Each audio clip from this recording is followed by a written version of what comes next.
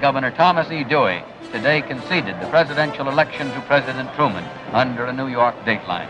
The Associated Press has now conceded a total of 218 electoral votes to General Eisenhower, and the new popular vote reporting now 45% of the popular vote is in. At 7:19 a.m. Eastern Time, Senator Kennedy was elected President of the United States. The NBC Victory Desk has just given California to Kennedy, and that gives him the election.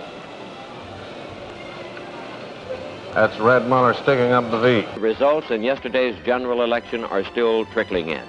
The latest figures show President Johnson nearly 41.75 million, Senator Goldwater nearly 26.25 million. Nixon's the one. That's the natural banner for any sprightly front page tonight. At almost midday Eastern Time, NBC News projected Richard Nixon, the 37th President of the United States, when it became evident he had carried Illinois.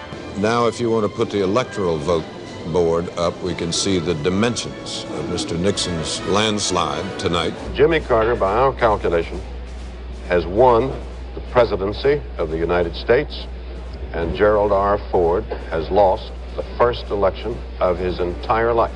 You've seen the map, we've looked at the figures, and NBC News now makes its projection for the presidency.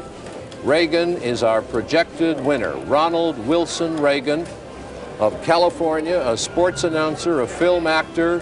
Good evening, everyone. I'm Tom Brokaw at the NBC News election headquarters, and NBC News now is able to project the re-election of Ronald Wilson Reagan, the 73-year-old President of the United States, the winner of this contest with Walter Fritz Mondale. Good evening once again, and Vice President George Bush, who's been living in government housing for the past 8 years, will continue to live in government housing. He'll move from Massachusetts Avenue to 1600 Pennsylvania Avenue. NBC News now projects that George Bush is President-elect of the United States. We're back now, and we have a whole run of presidential projections for you. They all belong to Bill Clinton. He has passed the magic number of 270. The governor of Arkansas, who was once described as being 40 at 16 and then 16 at 40, in terms of his behavior during those ages, he is now elected President of the United States, according to our projection. Tonight, Bill Clinton proves his title, the Comeback Kid.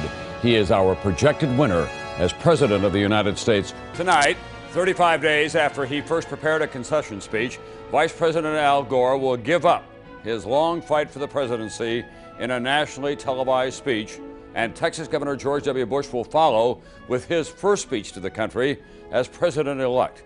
What has been the most bitterly contested presidential election in modern history is now expected to turn to notes of grace and reconciliation. Giving Nevada to President Bush with its 5 electoral votes gives the president 274 electoral votes. He needed 270 to be reelected, so we are now saying George W. Bush has been reelected. We have news. There will be young children in the White House for the first time since the Kennedy generation. An African American has broken the barrier as old as the Republic. An astonishing candidate, an astonishing campaign, a seismic shift in American politics. Hang on, Chuck. Hang on, Chuck. Here we go. We got some critical calls. Yes, we do. Let's see here. Roll them. Ohio. President Barack Obama remains President of the United States for a second term.